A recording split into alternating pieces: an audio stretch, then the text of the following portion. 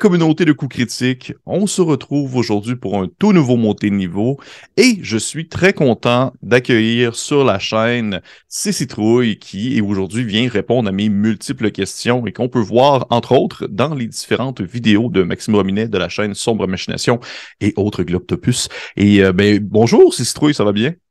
Bonjour, bah ça va très bien, je suis très contente d'être là. Oui, ben merci. Merci beaucoup de répondre à l'appel. Et pour les personnes encore qui nous écoutent, pour le mentionner, c'est Citrouille et moi, ben, nous sommes situés à des centaines de kilomètres qui nous séparent de plusieurs heures également, qui fait en sorte que chez elle, il est plus tard et chez moi, il est vers midi. Donc, encore une fois, je remercie beaucoup les personnes qui prennent le temps d'accepter les invitations comme toi, d'échanger avec des rôlistes de différents pays et de différentes fuseaux horaires, d'ainsi faciliter pour se rencontrer et discuter. Mais avant d'aller plus loin, juste mentionner un peu qui est Citrouille? Qu'est-ce que fait Citrouille? Veux-tu me faire une petite présentation avant de sauter vraiment dans le bain des montées de niveau?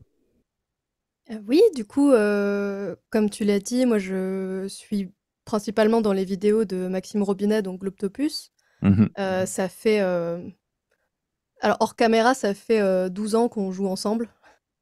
Euh, et on a commencé à filmer il y a quelques années. On avait fait les chroniques du Necronomicon.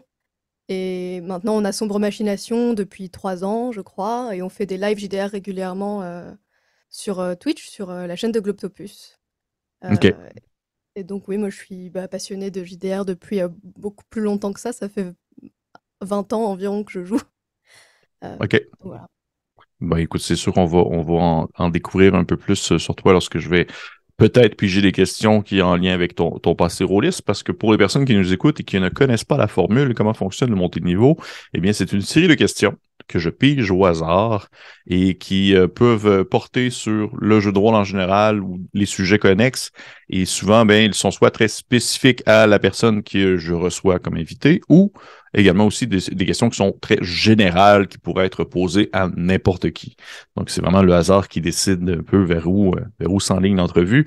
Et bien sûr, si Citrouille a le plaisir de me dire, Pépé, je n'aime pas cette question, passons à la prochaine, si jamais elle ressent le besoin. Donc, est-ce que tu es prête à débuter cette série de questions aléatoires? Je suis prête. Parfait.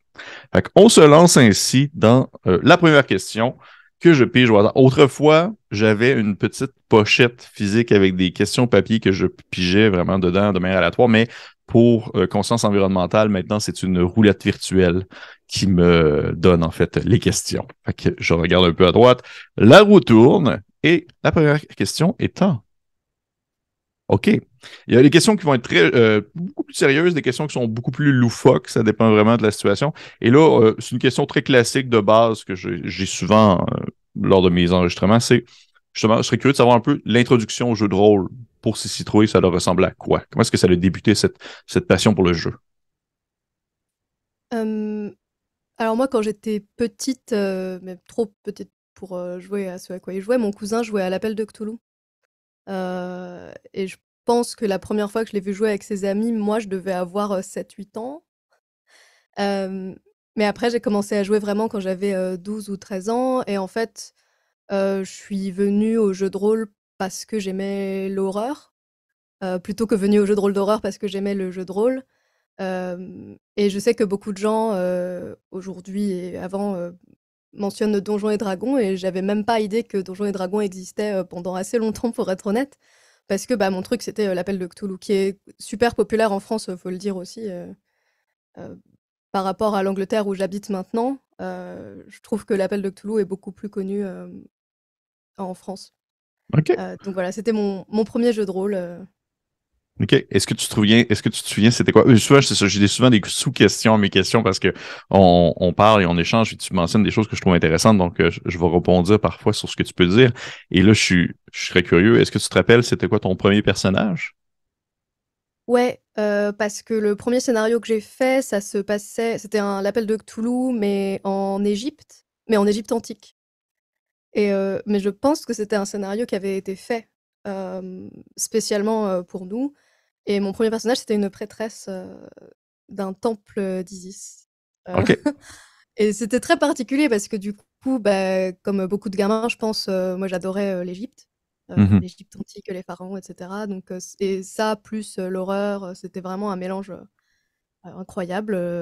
Et puis, bah, on est tous morts, hein, comme souvent dans l'appel de Cthulhu, mais c'était un bon souvenir quand même. Un très bon classique, mais oui. Mais c'est intéressant parce qu'habituellement, quand on entend l'appel de Cthulhu, des fois, le plus souvent du temps, je dirais, pas le cliché, mais le classique, c'est les années 20. Fait que je trouve ça intéressant que la première expérience a vraiment été dans l'Égypte antique. Ouais, puis c'est très particulier parce que c'est pas. Je pense pas que ce soit un truc que fait Chaosium parce qu'il y a Invictus et il y a Mhm. euh, Cthulhu Dark Ages, etc. Mais je pense vraiment que c'était homebrew, quoi. OK. J'ai jamais demandé, pour être honnête. Je sais que c'était un scénario qu'il avait écrit, je sais pas si c'était basé sur quelque chose en particulier, mais voilà, ouais. OK. Mais Intéressant. après, j'ai beaucoup joué dans les années 20 depuis, quand même. Oui, oui, ça demeure une des périodes les plus explorées pour ce jeu-là. Mais je suis quand même curieux, avant de passer à la prochaine question, parce que tu as mentionné que en Angleterre, c'était pas nécessairement le jeu le plus connu, le plus populaire. Est-ce que ça veut dire que en Angleterre, le jeu le plus connu, ça reste Donjon Dragon, par exemple? Bah non, mais c'est quand même assez connu et populaire, mais je pense qu'en France, je sais pas, à l'époque, je me rends pas compte, mais peut-être que ça avait été traduit très tôt aussi, alors qu'il y avait plus de choix en Angleterre. Parce que quand je rencontre des rôlistes en France, tout le monde a joué à l'appel de Cthulhu. Et quand je rencontre des rôlistes en Angleterre, mais c'est peut-être les gens que je fréquente aussi, c'est vraiment beaucoup ouais, Donjons et Dragons euh, et plus dans la fantasy. Mais je sais pas, pour être honnête, j'ai dit ça, mais c'est peut-être faux. Je me rends C'est pas peut-être compte. faux, mais regarde, Mais mon j'en ai aucune impression, idée c'est non que plus. l'appel de Cthulhu est très, très connu en France. Oui, ben, mais de ce que je vois, ou de mon point de vue mon point de vue de Nord-Américain, l'appel de Cthulhu semble aussi avoir énormément le vent dans les voiles en France. Ça demeure un classique indémodable, surtout pour la sixième édition qui avait été très populaire et qui était très différente de sa version anglaise, là. Mais très intéressant, très intéressant. J'étais curieux de voir. Puis c'est vrai, je pense que c'est la première fois que dans un montée de niveau, on me mentionne que le premier jeu, c'était l'appel de Cthulhu. Habituellement, ça demeure justement le classique Donjon Dragon et autres, là. Fait que je trouve ça quand même très cool. Fait on y va avec une prochaine question. Fait que tu sais, c'est un peu comme ça. On se lance la balle et on échange et c'est très léger, mais en même temps, c'est une très bonne question d'introduction. Et prochaine question. Ah, vois-tu, ça c'est très spécifique à toi. D'où provient le surnom de ces citrouilles? Ah, alors, euh, à l'époque, en 2013, je pense, Maxime avait une émission sur jeuxvideo.com, euh, le fond de l'affaire, sur laquelle je l'aidais. Mais bien évidemment, étant du contenu sur jeuxvideo.com, je ne voulais pas utiliser mon, mon vrai nom. Donc il a fallu me trouver un pseudo et enfin, c'était pas la première fois qu'on se rencontrait avec Maxime, mais une soirée d'Halloween où on avait bien sympathisé, j'avais c'est ridicule. J'avais pris une petite citrouille qui était en décoration et j'étais venue vers lui et j'avais dit je suis une petite citrouille et je fous la trouille. Voilà. Et donc C'est ça, c'est bah non ça mais l'origine. voilà. Et du coup quand on a dû me parce que mon prénom c'est Cécile, c'est pas un secret. Et du coup, quand on a dû me trouver un pseudo, on a fait bah, c'est Citrouille. Et puis c'est resté, ça fait, bah, du coup, ouais, ça fait 10 ans. Ah, OK. Ben, souvent, c'est comme ça que ça commence, les surnoms. C'est vraiment une question de circonstances et de moments. Mais parfait. Maintenant, je me pose moi-même la question. Fait que j'étais curieux de le savoir. Fait que la Ah, citrouille qui fout la trouille. puis j'aime beaucoup Halloween aussi, c'est ma fête préférée. Donc les citrouilles, il y Mhm. avait déjà quelque chose, quoi. C'est Oh, pas il y avait un lien. Il y avait un lien à faire. Il y avait un lien à enfin, faire. un peu.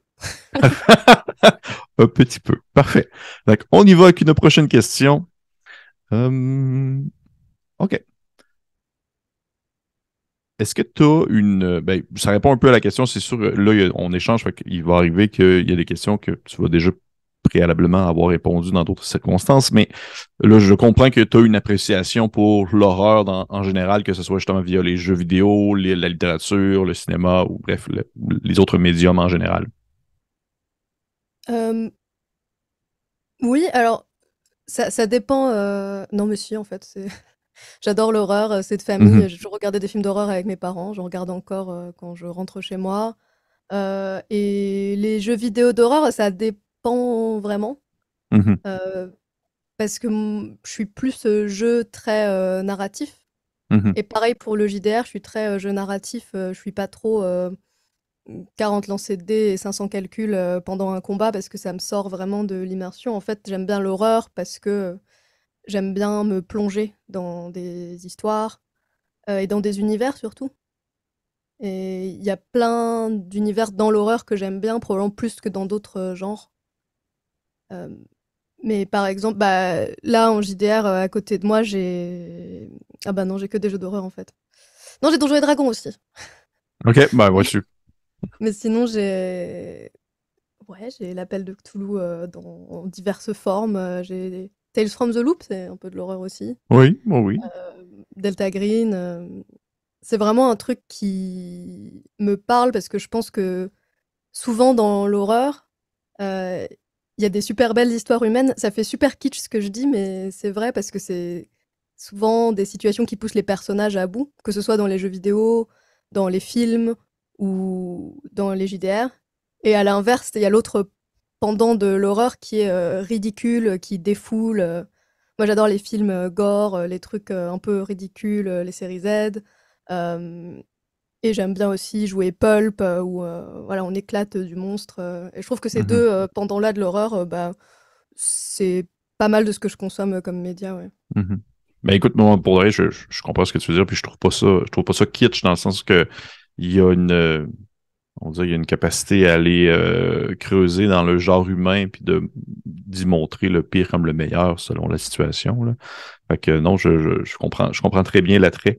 Ben, écoute, merci. J'étais curieux aussi de savoir à ce moment-là. Et juste par curiosité, est-ce que tu as justement, je dirais peut-être un dernier très bon film horrifique que tu aurais écouté, que tu as fait, ah oui, ça c'est inspirant d'un point de vue d'horreur, là. Récemment, Oui? hmm, j'ai pas beaucoup regardé de films récemment, moi. Euh, je re-regarde beaucoup des films aussi, Bon, mais ça peut être ça aussi, ça peut être ça aussi. j'avoue, mais j'ai revu récemment Midsommar avec quelqu'un qui ne l'avait pas vu, et cette personne l'a détesté. Pour vrai? Pourquoi? Je suis... Mon amitié est en péril actuellement avec cette personne. Je le dis, parce que j'aime beaucoup Midsommar. Euh, mais ouais, je pense que c'est peut-être trop pour certaines personnes ou trop étrange, je sais pas. Mais moi, je trouve que c'est un film qui a une plongée lente dans l'horreur et qui est vraiment incroyable. Mais bon. Est-ce que tu penses, selon toi, que la personne n'a pas apprécié Midsommar à cause de l'aspect justement un peu plus tu sais, la prise sur l'horreur est particulière parce que c'est comme le jour et tu sais, on s'entend que c'est il y a une espèce d'ambiance un peu fêtarde tout en étant, on va dire, entrecoupé de moments très violents. Est-ce qu'il y avait une raison pourquoi est-ce qu'elle n'avait pas aimé ça? Et non, mais elle a trouvé ça ridicule. Et OK. je comprends pas. Vraiment, je comprends pas. Mais soit, hein, je pense qu'il y a des films qui sont. Bah, je sais qu'il y a des films qui sont très bien et que moi, j'aime pas. C'est une question de goût aussi. Il y a des choses Mhm. qui touchent, des choses qui touchent pas. Voilà, quoi. Non, Mais non, je j'aime bien comprends. regarder des films avec des gens, des films que j'aime avec des gens pour voir ce qu'ils en pensent. Donc, comment dire, j'ai créé cette situation moi-même, hein, j'en Oh suis bien oui. consciente. Ça te Mais, permet justement de réévaluer ton amitié avec la personne. C'est parfait. eh oui. Bon. Mais sinon, j'aime bien les séries d'horreur aussi. Donc là, j'ai fini la saison 2 de Yellow Jacket OK, euh, oui, il y oui. a 2 semaines, quelque chose comme ça. Je l'ai pas, Assez je Enfin, ne j'ai l'ai pas regardé encore la saison commencé. 2 de Yellow Jacket. Je l'ai pas encore commencé. Il faudrait que je la débute bientôt. J'avais écouté la saison 1, mais j'avais beaucoup apprécié. Bah oui, c'est assez original, je trouve, en plus, et les actrices sont bien. Mhm. Et c'est marrant parce que du coup, parfois, quand je regarde des séries télé, je me dis, ah, ça ferait un bon JDR quand même. Ben oui, mais c'est Et sûr et celle-là, toujours. Ça, c'est sûr et c'est toujours, toujours, toujours. Puis ça, c'est le cas pour Yellow Jacket, effectivement, là. Il y a vraiment quelque chose à aller chercher là, là. Des très bons scénarios. Bon. Fait on va y aller avec une prochaine question, si ça te va. mhm. Euh, OK. Une autre question très spécifique pour toi. Et ça, c'est parce que je t'allais faire aussi mes recherches un peu. Pourquoi est-ce que tu détestes les Teletubbies? Ah, mais pardon, mais est-ce que tu les as vus? Oui, Et- Avec leurs grands yeux vides et oui. Ah non, c'est horrible. Mais déjà, j'aime pas les mascottes. OK. Bon, Parce mais. que l'idée qu'il y a quelqu'un dedans me plaît pas du tout. Mhm. Mais vraiment, les Teletubbies, c'est le summum de la mascotte pour moi. Leur univers, en plus, n'a aucun sens. Et ils sont...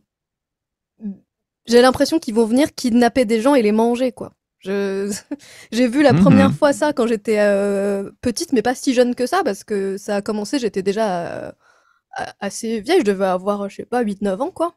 J'ai fait Mhm. un cauchemar la première fois que j'ai vu les Teletubbies.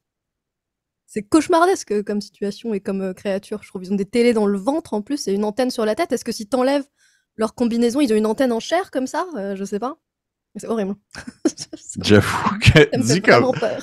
J'avoue que dit comme ça, c'est un peu dégueulasse, effectivement. J'imagine une antenne en chair ou l'écran de TV qui est comme connecté sur des boyaux, des choses comme ça. Fait que oui, ok, C'est ça. je Mais je comprends. pense que j'ai vu trop de films de Cronenberg aussi. Mais ça me... Ouais. Et c'est beaucoup de gens qui me disent, mais c'est le soleil bébé qui te fait peur. Mais non, je m'en fiche du soleil bébé. C'est vraiment les Teletubbies. Et il faut savoir qu'ils sont absolument partout quand tu t'y attends pas. C'est J'étais sur vrai. un site de chaussures l'autre jour. Je scrolle tranquillement et tout d'un coup, des chaussures Teletubbies. Je vais dans un Airbnb tranquillement, dans une des chambres, une peluche Teletubbies. OK. Ils Partout. sont partout. Ils sont tout le temps là dans ta vie, mais effectivement, c'est vrai qu'il y a un petit côté existence au Teletubbies quand on y pense. Il y a un petit côté Vidéodrome. C'est vrai, vrai. Oui. Parfait. Bon, ben, merci, ça éclaire aussi ma lanterne. Et je comprends très bien. Je comprends on va dire l'espèce de dégoût pour les mascottes en général. Là. Je trouve que ça demeure on va dire, un concept assez particulier. Donc, on y va avec une prochaine question. Euh, Est-ce que tu as une appréciation pour les autres genres dans le jeu de rôle qu'on parle, par exemple, de fantasy, de la science-fiction, autres, historiques, peut-être même? Oui, carrément. Bah, la fantasy, j'aime beaucoup, Mhm. même si c'est pas mon univers de prédilection forcément. J'aime bien Donjons et Dragons. Je trouve que la quantité de lore, que c'est quand même super riche comme univers. Après, j'aime beaucoup le Seigneur des Anneaux, donc tout ce qui est JDR, un peu ambiance Seigneur des Anneaux, etc., ça me parle pas mal. Et tout ce qui est historique, oui, mais souvent dans le cadre de l'appel de Cthulhu, honnêtement. Ou Mhm. de quelque chose d'un... Je dis l'appel de Cthulhu, mais honnêtement, j'utilise pas forcément le système de l'appel de Cthulhu, surtout en live, mais j'aime bien ouais, pouvoir explorer différentes époques à travers le JDR. Après, c'est difficile parce que quand c'est une époque qu'on connaît mal, maintenant les années 20, ça va. On se Je commence à connais même les connaître armes ça, des hein? années 20 au bout d'un moment, mais c'est vrai que bah, là, j'avais été MJ sur des campagnes dans l'Antiquité, par exemple, parce que c'est une période que je connais quand même un peu. Mais c'est difficile parce que c'est étrange parce qu'en même temps, c'est fictionnel, clairement, puisque les grands anciens n'étaient pas forcément là dans l'Antiquité. Mais j'ai quand même peur de faire des bêtises historiques alors que c'est pas du tout le vrai univers historique. Et je trouve que c'est compliqué pour tout ce qui est historique d'explorer ça en JDR, moins en jeu de plateau. Je Mhm. trouve qu'en jeu de plateau, c'est plus, comme c'est plus cadré, c'est peut-être moins compliqué. Mais c'est sûr que bah, dans Sombre Machination, on a fait beaucoup, beaucoup d'époques différentes et c'est toujours intéressant.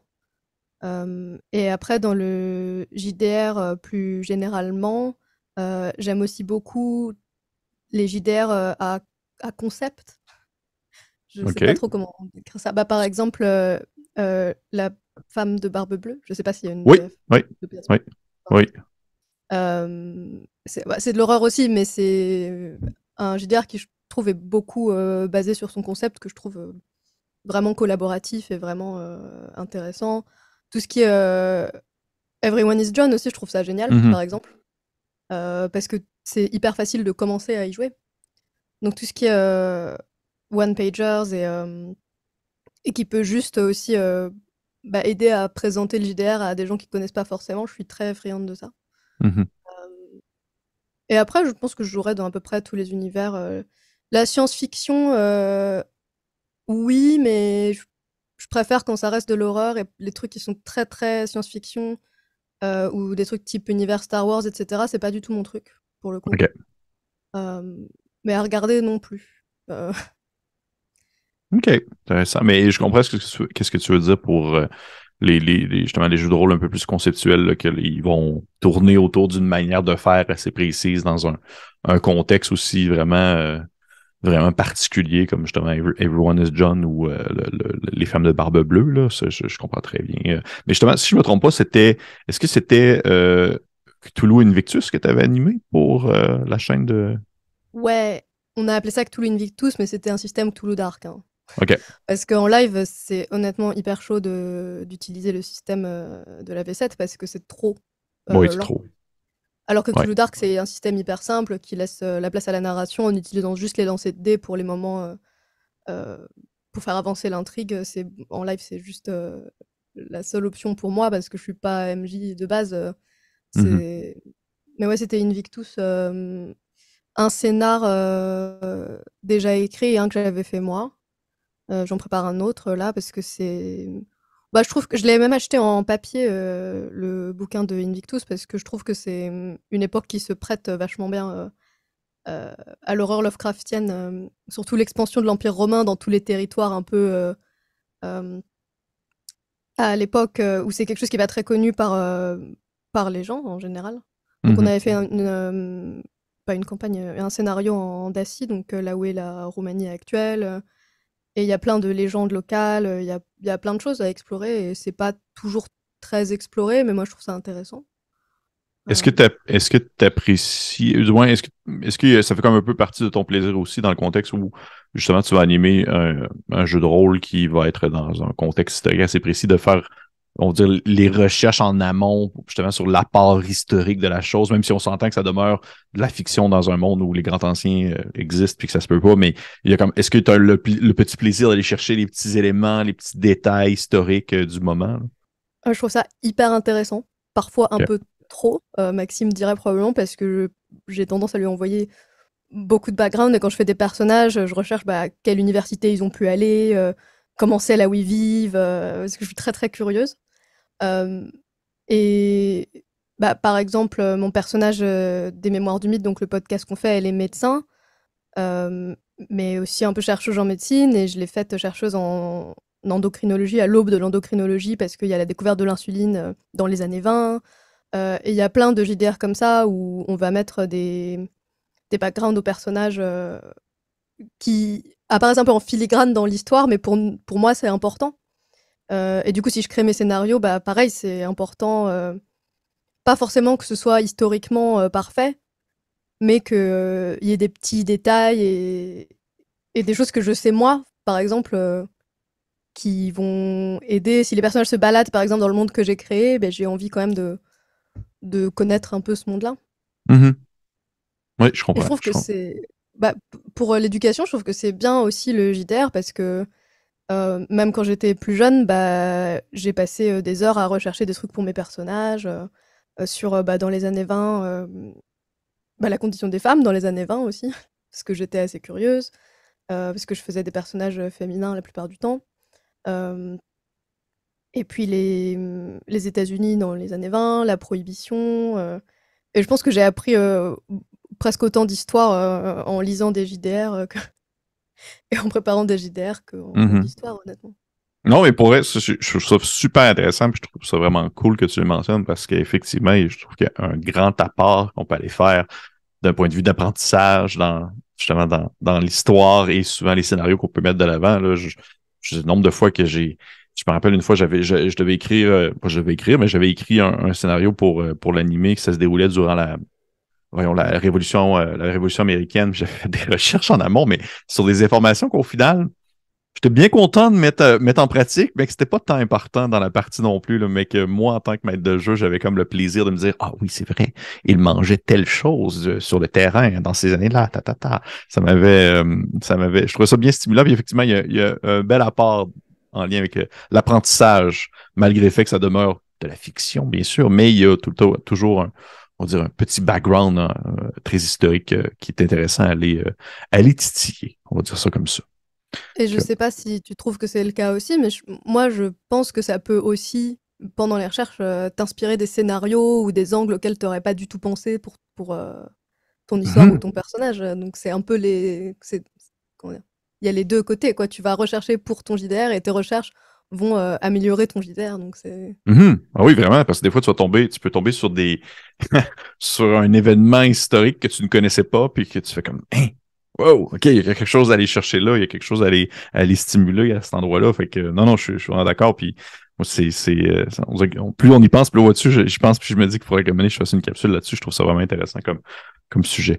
Mais je serais curieux de savoir parce que là, on parle beaucoup justement de parler de Toulouse Invictus, c'est la période sur l'Empire romain et tout ça, mais est-ce qu'il y a une période historique dans un contexte d'un jeu de rôle d'horreur que tu sois que soit tu animes la partie ou que tu es joueuse que tu n'as pas encore exploré, que tu aimerais voir, tu sais, un moment de l'histoire, un pan historique que tu dis ça serait le fun à explorer ça.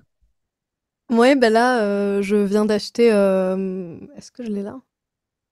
Ah, je l'ai là. Je viens d'acheter ça. Ah oui, oui, ben oui, Regency, ben Parce que moi, oui. je suis une grande fan de Pride and Prejudice and Zombies. Oui. Euh, et du coup, quand j'ai vu que ça sortait, je me suis précipitée dessus.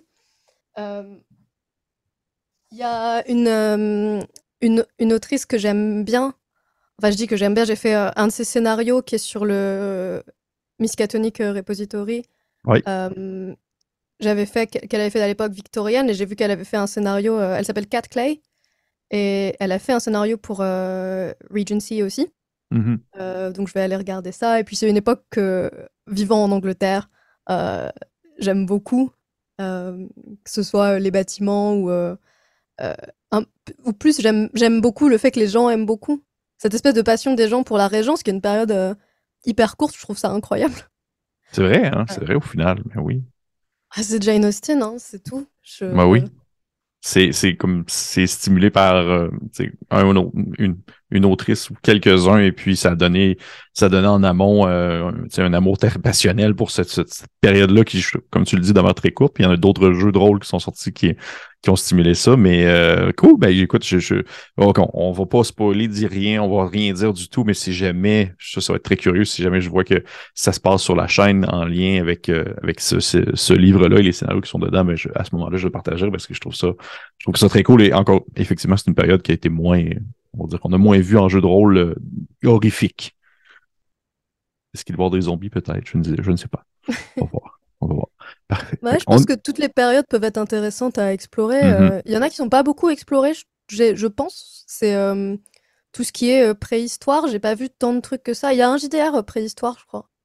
Oui, ben, Mais oui, mais il y en a quelques-uns. En France, il y a Worm qui est sorti il y a quelques temps. ouais, Il y en a quelques-uns, mais c'est très souvent ça va s'éloigner beaucoup de l'histoire pour aller vraiment près dans le, on va dire le pulp préhistorique là, avec où que les dinosaures sont là et autre chose dans ce genre-là. Là. bah, c'est ça. Et j'aime bien aussi, hein. Oui. Mais c'est vrai que le côté, parce que ça devait être un monde fascinant en fait. Mhm. J'aime vachement La Guerre du Feu comme livre Oui. et l'univers de La Guerre du Feu. Si tu rajoutes des grands anciens, moi je signe. Enfin, je Ah signe oui. pas pour. Enfin, j'aimerais pas y être, mais j'aimerais bien y jouer. Voilà. Je comprends. Mais savais-tu, il y a un scénario dans un des livres de la sixième édition de l'Appel de Cthulhu qui se déroule à la préhistoire. Ah ouais? Ouais, il faudrait que je le retrouve, là. C'est dans c'est un des livres de compilation de scénarios, là. C'est souvent, ils en ont sorti quelques-uns, que c'était juste plein de scénarios qui se déroulaient à différentes époques. Puis je pense que c'est le livre de Étrange époque, justement, où Ah oui, mais je l'ai pas du tout. Je l'ai pas lu. Je vois ce que c'est, je crois. Mais ils en ont fait deux, non? Je sais plus. je pourrais ça, je ne pourrais plus le dire, mais je sais qu'il y en a un que c'est vraiment un scénario qui se déroule à la préhistoire avec des pré-tirés de la préhistoire et tout ça. Là. Faudrait que je le vérifie. Mais je sais que les gens avaient comme moins. Je pense que le public avait comme été peut-être un peu moins friand de cette approche-là, contrairement à d'autres personnes. Moi, je trouvais ça intéressant. Là. J'étais comme, ben oui, pourquoi pas?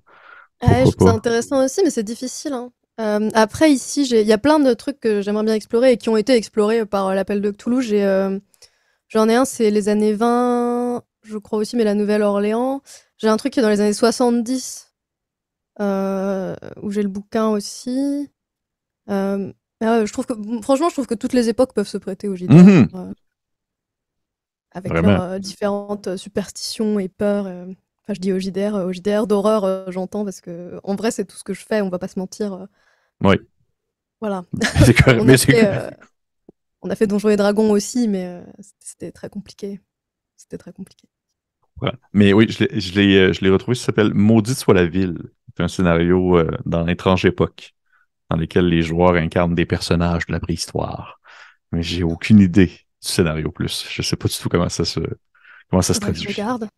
Ouais. Parce qu'en plus, la préhistoire, il y a pas mal d'époques. Enfin, Ben d'époques. oui. Bah, après, on connaît pas très bien, donc j'avoue que pour le coup, au niveau, comment dire, historicité, pour que ce soit correct au niveau historique, c'est pas trop possible. Donc je pense que tu te sens un peu plus libre à la préhistoire aussi. Oui, c'est ça. Au final, tu peux faire un peu. Je pense que tu peux. C'est pas grave si ton arme est en silex puis qu'ils n'utilisaient pas encore le silex. Je pense pas qu'il y a des gens qui vont tant être en colère contre ça. Il n'y a pas tant de texte à ce propos. Ok. Si tu veux, on va y aller avec une prochaine question. Si tu préfères. Euh, OK. Question quand même plutôt sérieuse. C'est quand même assez long. Mon Dieu, j'ai vraiment écrit une question longue. Le jeu de rôle fut considéré longtemps, on va dire, là, justement, on va aller dans le franglais, comme un boys club, un lieu où se retrouvaient, on va dire, ensemble, surtout des hommes blancs, barbus comme moi, avec des lunettes comme moi, et un chapeau noir comme moi. Et on y voit tout de suite comme. Je serais curieux de savoir de ton point de vue. Est-ce que tu vois qu'il y a un certain changement tout de même qui s'y procède? Est-ce que tu as l'impression que tu perçois un peu plus d'initiative? De manière générale des différentes instances pour pouvoir mettre de l'avant une plus grande diversité de genres et de profils. Euh, alors oui, dans le milieu anglophone, c'est hyper clair, je trouve. OK. Euh, Parce qu'il y a des émissions à succès, tout simplement, je pense, comme Critical Role ou Dimension 20, euh, qui font un bon boulot pour présenter des profils différents et des joueurs différents. Mhm. Euh, En France, comme j'y habite pas, et pour être honnête, je consomme très peu de contenu en français. Je sais pas, mais j'ai rencontré. Bah, on était à une conférence l'année dernière, ou cette année, l'année dernière à Octogone, où j'ai rencontré pas mal de filles qui font du JDR aussi, mais c'est vrai que quand j'étais petite, c'était même pas le boys club, c'était aussi que ça avait une image horrible, le JDR à une époque. Ouais. Enfin, les gens pensaient qu'on était sataniste en fait. Alors que ça n'a aucun rapport. On peut être sataniste et faire du JDR, mais ça n'a pas de, Ça a pas ça besoin, n'a pas de lien, quoi. ouais, c'est pas péjoratif en soi non plus, là. Non, non, mais pour le coup, je trouve que l'image du JDR a beaucoup évolué et que ça a été, à mon avis, aidé par. Je pense que c'est les deux, en fait, que la diversification dans le milieu du JDR a aidé à améliorer cette image et que l'amélioration de cette image a amené des profils plus variés dans le JDR. Mais Mhm. je trouve, oui, que par rapport à il y a 20 ans, il y a beaucoup plus d'efforts aussi de la part des institutions. Par contre, j'ai l'impression que c'est plus ou moins deux mondes qui se fréquentent pas toujours, les anciens et les nouveaux. Euh, mais moi, je suis dans ma petite bulle, en fait, donc je sais pas trop, honnêtement. Mhm. Mhm. Mais on le voit parfois dans les commentaires où bah, Maxime les supprime quand il y a des commentaires très désagréables, hein. Mais il y a quand même un certain sexisme dans le milieu du JDR, mais dans le milieu du jeu vidéo aussi, Oui, oui, dans le dans milieu de le, l'internet en fait, ouais. généralement. Mais je trouve que c'est bien qu'il y ait de plus en plus de créatrices, et surtout aussi, il y a eu un vrai effort de la part des éditeurs quand ils refont des éditions ou des scénarios classiques pour les amener un peu dans la modernité, parce que je trouve que le propos qu'on entend parfois de dire oui, mais à l'époque c'était raciste ou à l'époque c'était sexiste, bah, c'est complètement con pour être honnête, parce que déjà ils y étaient pas à l'époque et il Mhm. y a, bah, en fait oui, c'était raciste et sexiste et ça peut être abordé euh, dans un JDR si tout le monde est d'accord sur ça, mais enfin c'est pas. Il y avait aussi des gens qui se battaient contre ça à l'époque. Il y a toujours eu des gens qui se battaient contre ça, donc je vois pas le. Et puis, bah, c'est aussi des jeux, donc bah, c'est bien que tout le monde puisse jouer de manière agréable et saine. Euh, et je vois pas ce que ça fait aux gens qu'on joue entre nous de manière euh, agréable, saine, non raciste et non sexiste en fait. Mhm. Mais rien que dire ça en public, à chaque fois que je m'exprime là-dessus en public, quasiment, je me prends des commentaires. Ouais, Donc, bah, il y a toujours au moins une personne ouais, bah, ouais. c'est pas grave, hein, c'est la vie. Mais oui, pour le coup, je trouve que ça s'est beaucoup amélioré au fur et à mesure que euh, bah, comment dire, le dialogue a avancé aussi. Mhm. Puis je veux dire, au final, il y a aussi, comme tu le mentionnes toi-même, il y a des initiatives dans le monde anglophone comme Dimension 20 ou Critical Role, mais je veux dire, vous, toi et Maxime et votre équipe au complet, vous faites partie aussi de ces initiatives francophones qui aident à justement démocratiser et rendre ça plus accessible et je pense apporter une certaine diversité, là. Ouais, mais c'est pas si simple parce qu'il y a encore beaucoup de gens qui pensent. euh, Enfin, c'est pas beaucoup de gens qui pensent, mais c'est que c'est pas encore un milieu hyper divers parce que je pense qu'il y a pas mal de gens qui regardent et qui se disent oui, mais c'est peut-être pas pour moi, il y a pas beaucoup Mhm. de gens comme moi, etc. Euh, Mhm. Ça reste. Je pense aussi qu'il y a une image du JDR encore en France qui est teintée par ce qui s'est passé dans les années 80-90. Euh, Chez certaines personnes, c'est resté, je pense, dans certaines mentalités. Et je pense qu'aussi beaucoup de gens se rendent pas compte de la diversité de JDR, pas de, enfin, du nombre de différents JDR qui existent. Moi, je pense qu'il existe un JDR pour chaque personne. Il y a tellement de trucs que tout le monde, comme les jeux de société, je pense que tout le monde peut trouver un jeu qui lui plaît. Pareil pour les Mhm. jeux vidéo. Mais je pense que pour le coup, je pense que c'est très similaire au milieu du jeu vidéo où moins qu'avant, mais je pense qu'il y a encore beaucoup de filles qui se disent que c'est peut-être pas forcément un milieu très agréable pour être une femme, mais c'est le cas. Les lobbies de code, etc. Enfin, les lobbies, pas les lobbies lobbying, les lobbies. Et les hobbies, les passions, Les- les passe-temps. Non, non, là où il y a les chats vocaux Ah, ok, dans ok, Code et tout ok. ça. Je sais Ok, pas comment ouais. ça s'appelle. C'est C'est des une lobbies, chambre ouais. d'at... Ouais, ouais, ouais. Mais je sais de quoi Voilà. tu parles. Je comprends, je Ah, mais tu comprends. vois, dès qu'il y a une nana qui parle, elle se fait embêter en général. Ouais, Mais bon, bah, de toute façon, ça a toujours été comme ça sur Internet. D'où la bonne blague à l'ancienne. C'était quoi? C'était la règle 30, quoi. Il n'y a pas de femmes sur Internet. Alors ouais. qu'on était déjà toutes là au début des années 2000, en fait. Mais aujourd'hui, il y a des femmes sur Internet et elles sont présentes et elles se cachent plus ou beaucoup moins. Mhm. Euh, et c'est pareil dans le jeu de rôle, je pense, parce que pour le coup, les groupes que je connaissais, il y avait des filles qui jouaient au jeu de rôle déjà à l'époque. Mais c'était pas très mainstream. Ouais, ouais, je comprends. Mais écoute, même si, oui, oui, je suis absolument d'accord qu'il y a encore un travail en amont à faire et un travail sur le long terme à ce niveau-là, mais je trouve ça important tout de même de justement le mentionner qu'il y a ces initiatives-là qui veulent aider, comme ce que vous faites vous, comme ce qu'il y a aussi en anglais, comme ce que d'autres font, même si justement, oui, il y a encore un très gros travail qui doit se faire. Puis, je veux dire, là, c'est drôle parce que tu mentionnes que la réalité française est peut-être un peu plus éloignée de ce que que ce que tu peux comprendre, vu justement où est-ce que tu te situes, mais de mon côté aussi, c'est un peu pareil, dans le sens que en francophonie nord-américaine, le jeu de rôle n'est pas, c'est pas super connu, là. C'est pas quelque chose qui est très, très répandu. Et autant on a justement une facilité pour le franglais et justement l'anglais en général au Québec, il y a énormément de difficultés pour avoir plusieurs gammes en langue française, ce qui fait que les gens parfois sont très réticents à se lancer dans la passion parce qu'ils ont de la difficulté justement à trouver juste les ressources pour le faire. Mais il y a un travail qui se fait, puis je suis sûr que ça va continuer dans ce sens-là. Et c'est très cool de voir aller ce que vous faites pour justement aider en ce sens. Et après, je sais pas à quel point c'est dur de trouver une table aussi quand on n'a jamais joué et qu'on veut commencer. Je sais pas comment c'est ni en France ni au Québec, mais je pense que c'est le frein à l'entrée dans le JDR a peut-être été euh, enlevé par tout ce qui est en ligne. Mhm, Parce que je pense qu'avant, bah, il fallait aller trouver un groupe de JDR qui jouait dans ta région, etc.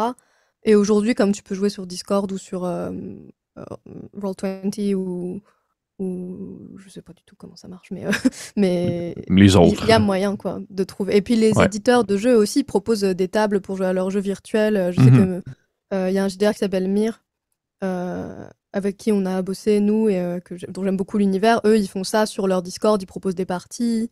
Je crois que Mothership, il fait ça aussi. Ou en tout cas, les gens peuvent se rencontrer en ligne pour organiser des parties en ligne. Et ça, je pense que ça aide aussi, pour le coup, à la diversité, parce que ça fait moins peur. euh, la première fois que tu joues, ou si t'as pas trop joué, d'être chez toi, en ligne, et de pas devoir aller dans un endroit inconnu, avec des inconnus, ou potentiellement, tu sais pas si t'es en danger ou pas, ou si t'es un peu anxieux, ben c'est dur. Alors que là, maintenant, je pense que ça a beaucoup aidé. Je pense que Internet a fait... on parle souvent des problèmes d'Internet, mais je pense que ça a fait beaucoup de bien aux jeux de rôle aussi. Oui. Puis c'est plate à dire, mais la pandémie aussi, ça a comme poussé un peu au Ouais. développement de ces différentes choses-là. Mais oui, effectivement, être chez soi pour le tester la première fois, ça reste que tu es dans ton petit safe space puis que tu peux tout de même participer à une partie. Mais est-ce que de ton côté, tu as l'occasion de jouer beaucoup en présentiel ou tu es surtout en distance? Ouais, moi, j'ai même pas l'occasion de jouer sans que ce soit filmé en général de nos jours. OK. Parce que quasiment tout ce qu'on fait en JDR, c'est filmé. OK. Ben, En vrai, vois-tu, tout ce qu'on fait en JDR est filmé ou enregistré. OK. C'est très étrange. C'était une de mes prochaines questions, c'est que si tu avais le temps d'avoir une partie à l'extérieur des enregistrements, mais ça répond à ma question que non, de ce que je comprends. Pas tellement parce que comme c'est pas mon travail du tout, Mhm. mais Maxime non plus d'ailleurs, hein. Aucun d'entre nous, on est à plein temps là-dessus. On est une toute petite équipe. Les gens disent souvent oui, ben merci à l'équipe technique. Il n'y a pas d'équipe technique. C'est nous l'équipe technique. Euh, En tournage, il y a Maxime, les joueurs et Alexis. Mhm. Et ben, puis voilà, en fait, on porte le matos, on fait tout seul. Donc j'avoue que les moments où on n'est pas en train d'enregistrer et de jouer, souvent on discute, on mange, on rigole. Et on s'amuse pas à essayer de se coordonner tous pour faire des parties pas enregistrées. C'est un peu triste parce que c'est vrai que c'est chouette aussi de jouer sans pression, mais ça fait longtemps, longtemps qu'on l'a pas fait. C'est quand la dernière fois que tu as eu l'occasion de faire une partie qui était hors stream? Il y a 2 ans, je crois. OK. Ah mon Dieu, quand même. Ah, Ouais, ouais. ouais. Hein, Ouais, mais OK. bon, j'ai mon boulot et puis c'est ma propre faute, mais j'ai pas mal de d'autres hobbies Ben oui, du coup. c'est correct aussi, là. Donc voilà. OK.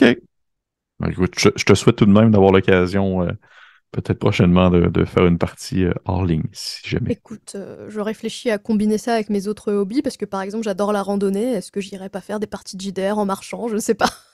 Ben peut-être en haut de la colline ou tu sais, au sommet, ça pourrait se faire. Ça pourrait se faire. OK, on va y aller avec une prochaine question. Et malheureusement, je vois le temps passer, ça a passé quand même vraiment vite. On arrive quasiment déjà à la fin. Désolée, je parle beaucoup. Mais non, mais au contraire, moi je préfère ça. Je préfère quelqu'un qui parle beaucoup.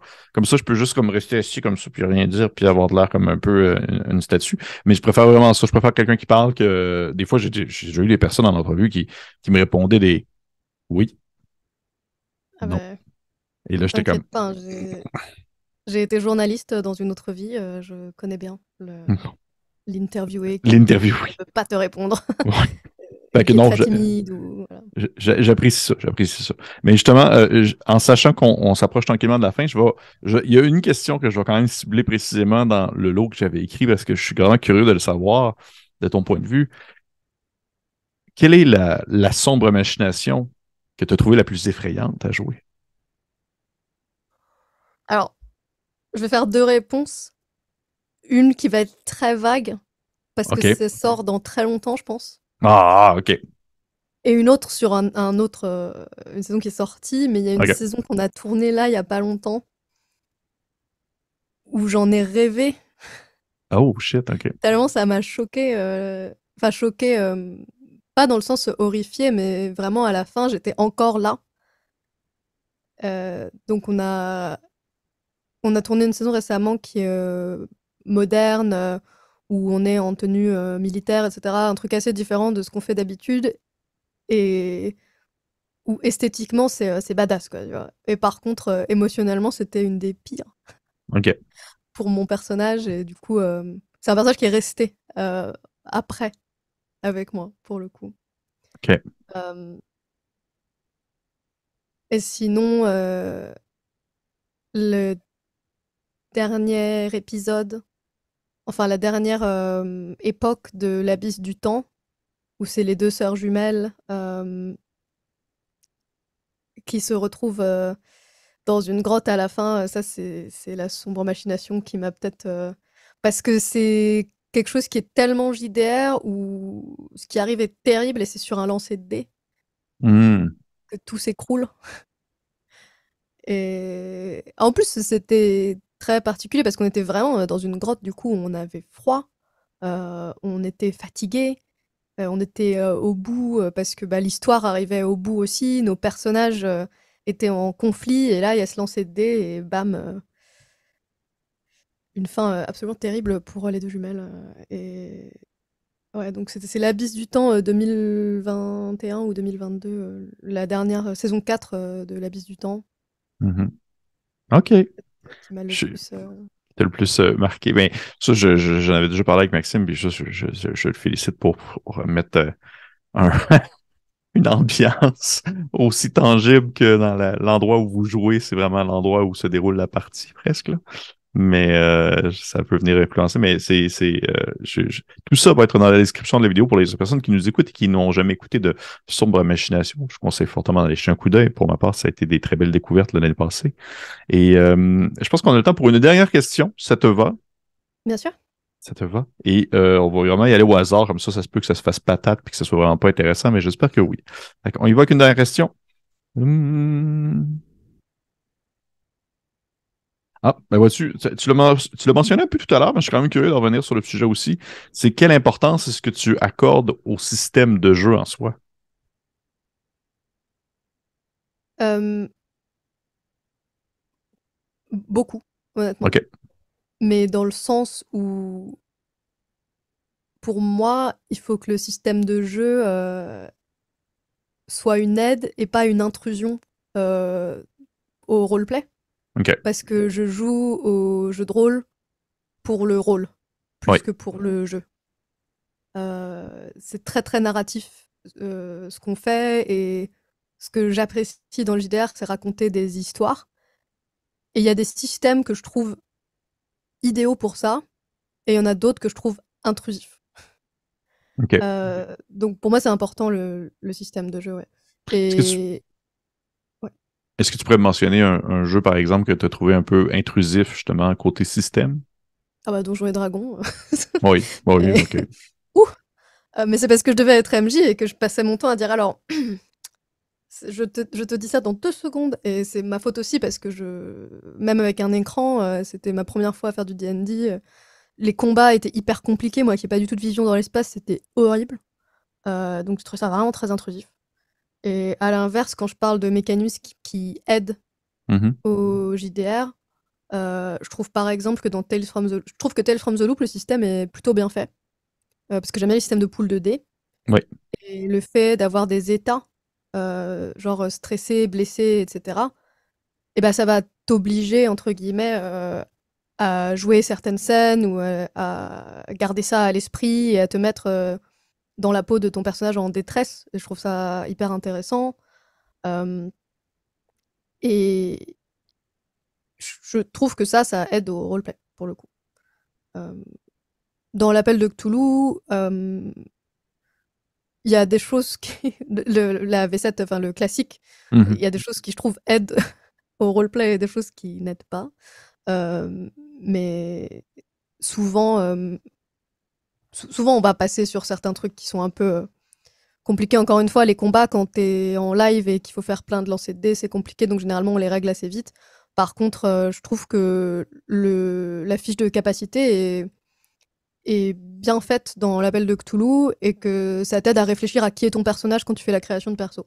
C'est un Ouais. truc de création de perso très classique, mais te dire oui, mais alors, ok, elle est euh, détective, mais bah, je pense que elle est détective parce que elle adore voyager, donc finalement je vais lui mettre des points en langue étrangère, et du coup tu réfléchis vraiment à qui est ton personnage en mettant ses capacités, etc. C'est le cas dans beaucoup de jeux. Un peu ce côté catalogue, mais ça, je trouve ça bien. La création de perso, je trouve que c'est souvent bien fait dans les JDR, pour le coup. OK. Intéressant. Ben oui, je suis d'accord aussi avec toi que l'aspect un peu catalogue de l'appel de Cthulhu, de pouvoir mettre des points dans quelque chose de très précis, de pointu, qui va peut-être jamais te servir durant la partie, te permet Mmh. quand même de peaufiner ton personnage, de lui donner une certaine saveur. Fait que, non, c'est très intéressant, mais sur le coup, malheureusement, toute bonne chose a une fin. Je vois leur passer. Et merci beaucoup, Cécitrouille, d'être venu discuter au montée de niveau. J'espère que tu as apprécié ton expérience. J'avais encore plein de questions. J'avais encore comme une panoplie de questions, malheureusement.